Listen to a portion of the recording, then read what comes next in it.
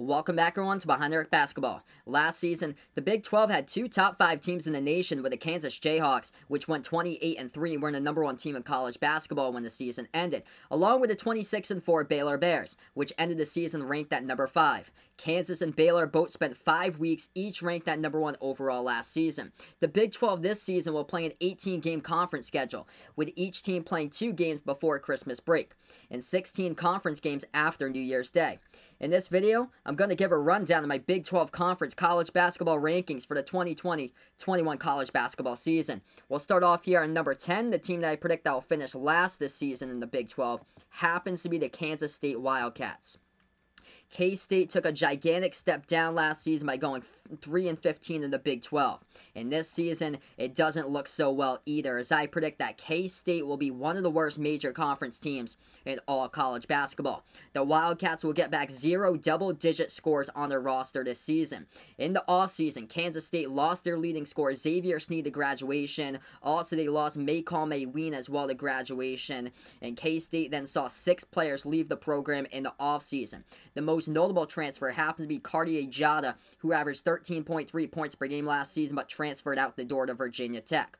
The majority of the Wildcats bench as well left in the offseason, with David Sloan transferring to East Tennessee State, Levi Stockard III going to VCU, Sean Williams transferring to Cal State Bakersfield, and James Love and Nigel Shad also transferring as well. K-State took a big L this offseason and is now stuck with only one senior in the roster, which happens to be Mike McGuire returning.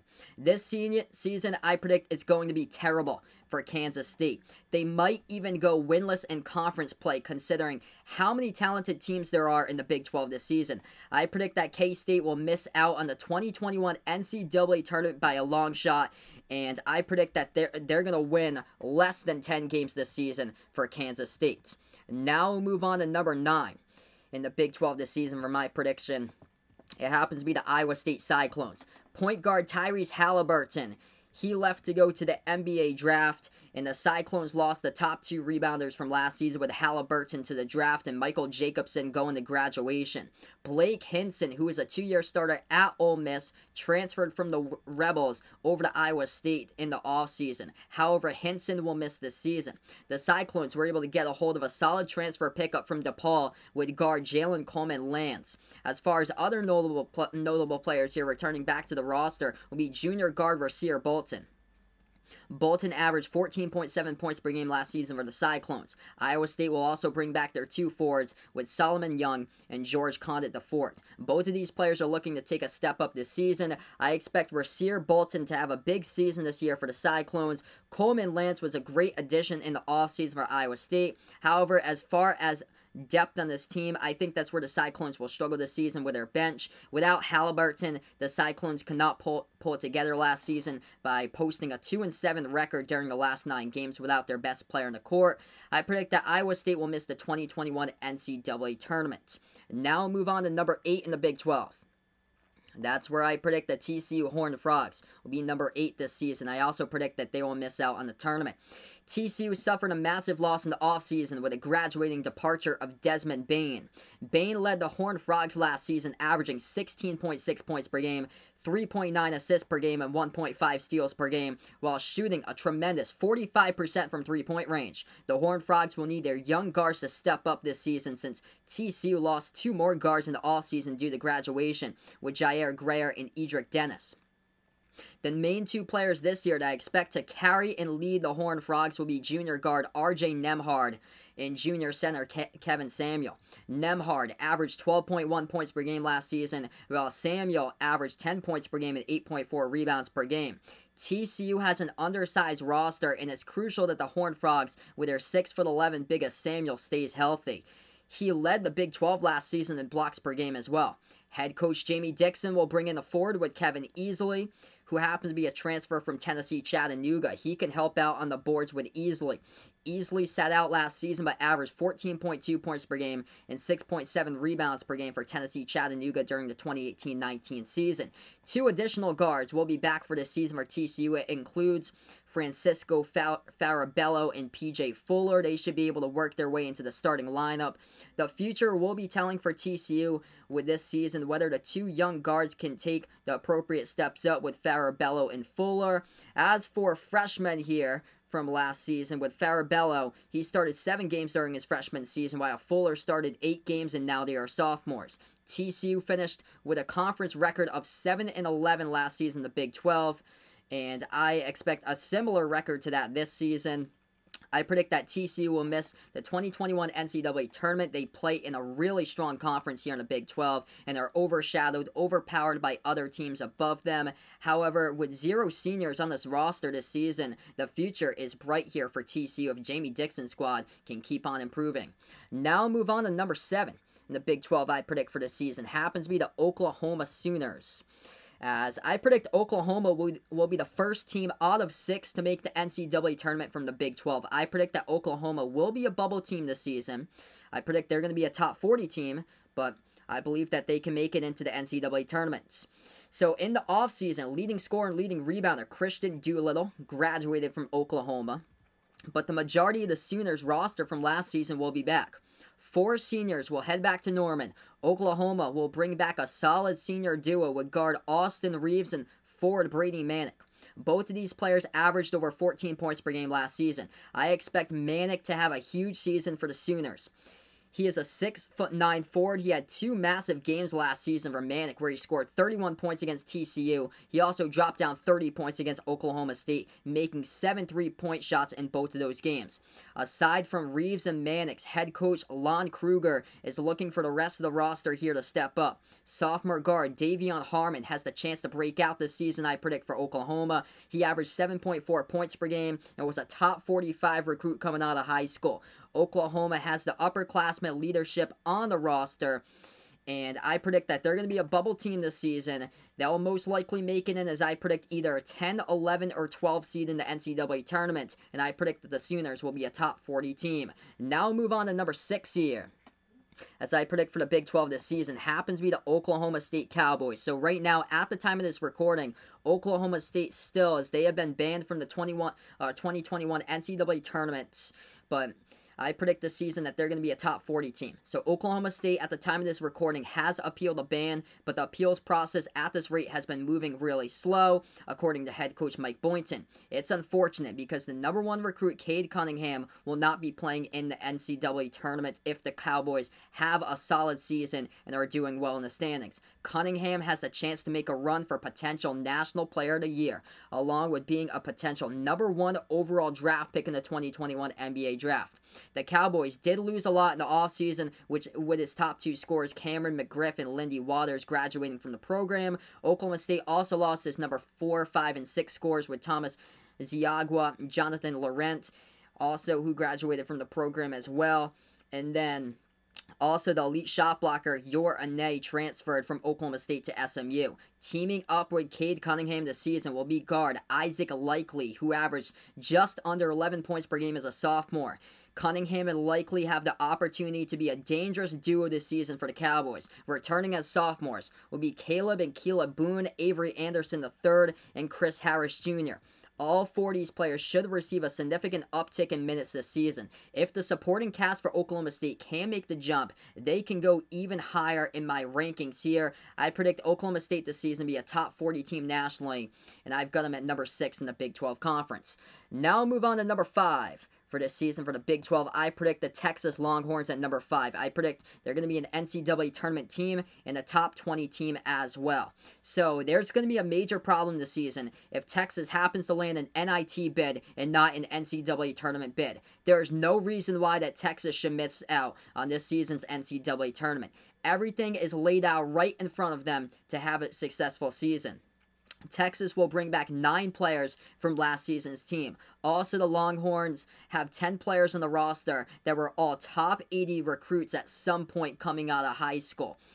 as Shaka Smart will bring back his entire starting five last season with a guard trio of Matt Coleman III, Andrew Jones, and Courtney Ramey, along with another additional guard with Jace Fabrice that started 23 games last season. The two forwards are Jericho Sims and Kai Jones. Texas has the talent for sure in this roster. They just need to put the pieces together and find their star player. That star player could very well be five-star incoming freshman Greg Brown.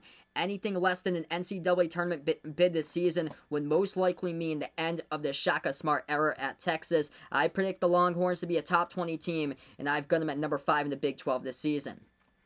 Now we'll move on to number 4 for the Big 12 for my prediction. It happens to be the West Virginia Mountaineers. So, if you paid attention to my preseason rankings video, I actually had West Virginia over Texas Tech in those rankings. So here's an update. I've got West Virginia still a top 15 team in the nation, but the update here is I swapped West Virginia and Texas Tech in these rankings right here, and that is due to the Mac McClung transfer, as Mac McClung was granted a waiver this season to play for Texas Tech. So I thought that McClung would have been a sit-out transfer, but he is eligible for this season, so that's why Texas Tech jumps over West Virginia now. Bob Huggins' roster here for West Virginia.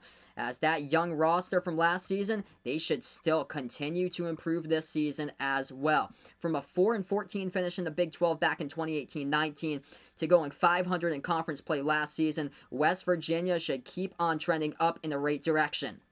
The Mountaineers will return 4 of their 5 starters. Leading scorer and leading rebounder Oscar Tshiebwe will be back. He nearly averaged a double-double as a freshman. He has the chance to be one of the best players in the Big 12 Conference.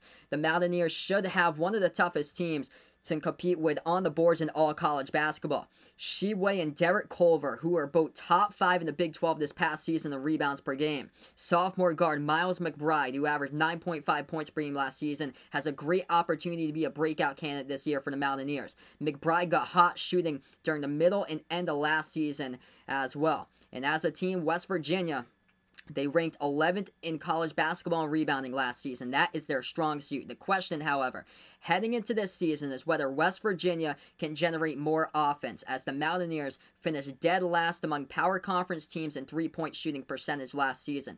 They shot the ball at a low 28.6% from the perimeter, with West Virginia's top guard only shooting at a low 30.4% during his freshman season. Now, McBride, if he can step up from the perimeter here, that should be monitored in his second season as a sophomore here for Miles McBride. If he can take the much-needed steps up here, this West Virginia team, they can be dangerous. The top 3 with Tshiebwe, Culver, and McBride should be able to carry the Mountaineers this season, with once again should be another improving season for West Virginia. I predict the Mountaineers will be a top 15 team this season and number 4 in a stacked Big 12 conference. Now we'll move on to number 3. And that's where I predict the Texas Tech Red Raiders, with that update with Mac McClung being eligible for this season, push them above West Virginia now. So I've got them at number 3, and they move from being a top 20 team to a top 12 team. Texas Tech had a roller coaster of an offseason, as Mac McClung is now eligible, as well as another key transfer that head coach Chris Beard was able to pick up in the offseason happened to be Marcus Santos Silva from VCU, who will be eligible as well. Acquiring Santos Silva, that is huge here for the Red Raiders, as he'll slide into the spot of Chris Clark, the leading rebounder from this past season. Jamarius Burton, who averaged 10.3 points per game last season for Wichita State, was also granted a waiver to play this season, should be able to help out boost that Texas Tech Red Raiders depth. As far as the Red Raiders transfers as well, they're going to get another transfer from UNLV with Joel Tomway coming in here, as he averaged just under 12 points per game back in 2018-19 for the Runnin' Rebels. So quite a bit of new faces as far as transfers here, and recruits as well this season in Lubbock. As far as the pieces lost in the offseason, Chris Beard's going to have to replace the Red Raiders' top scorer, Jamias Ramsey. He went to the NBA draft, had a stellar freshman season. Also, they lost Davide Moretti, as he'll play professional basketball overseas in Italy. Texas Tech, though, returning players, they'll get back their number 3 and 4 scorers from this past season, with guards Kyler Edwards and Terrence Shannon. Shannon will look to build off his solid freshman season. He has breakout potential to be the next star in Lubbock. Texas Tech will also bring in the program's best recruiting class with 2 top 35 recruits headlining it, with 5-star shooting guard Namari Burnett and 4-star small forward Micah Peavy. With the impact players here lost in the offseason, Chris Beard made up for it with some big transfer pickups and along with recruits as well. I had Texas Tech as a top 20 team before Mac McClung's waiver to be granted to be eligible for this season. Now I predict Texas Tech to be a top 12 team for this season. That's where I like them at number 3 in the Big 12. And now we're down to 2. At number 2 in the Big 12 for this season, that's where I predict the Kansas Jayhawks. I predict that they're going to be a top 5 team this season in college basketball. Kansas lost their top 2 scorers in the offseason when point guard Devon Dotson decided that he would enter the NBA draft. Along with their big man Udoka Azubuike led all college basketball with a shooting percentage of just under 75%. Even though they lost their top 2 scorers, Dotson and Azubuike, Kansas should still have a deep roster back for this season. They should be one of the top defensive teams once again in college basketball. Heading back to the Jayhawks will be Marcus Garrett, Ochai Agbaji, and David McCormack. Garrett is coming off a Defensive Player of the Year award in 2020, as he will once again be the top pick in the preseason to repeat that award once again. 6'10" forward David McCormack should be able to take the jump up this season to help out Kansas on the boards. The player to watch out for, guard Christian Braun, will look to improve during his second season as he showed flashes of star potential from behind the arc. He made 6 3-point shots against Kansas State, 4 3-point shots against Oklahoma State last season. Sophomore small forward Tristan Enaruna, he will look to take a jump up this season, as Kansas is also going to add in a 5-star freshman shooting guard with Bryce Thompson into the mix. As far as forward depth, Kansas did lose Silvio De Souza from the roster, who decided to opt out for the season, but still the Jayhawks will be absolutely loaded on the wings this season, and I predict that they're going to have some great lockdown defenders once again, be one of the top defensive teams in all college basketball, and I predict that Kansas will be a top 5 team again this season. That's where I predict them at number 2 in the Big 12. And now taking home the Big 12 crown for my prediction this season happens to be the Baylor Bears. I predict that this team has the chance to go really far and make a deep run in the tournament. I think that they're going to be a top 3 team this season.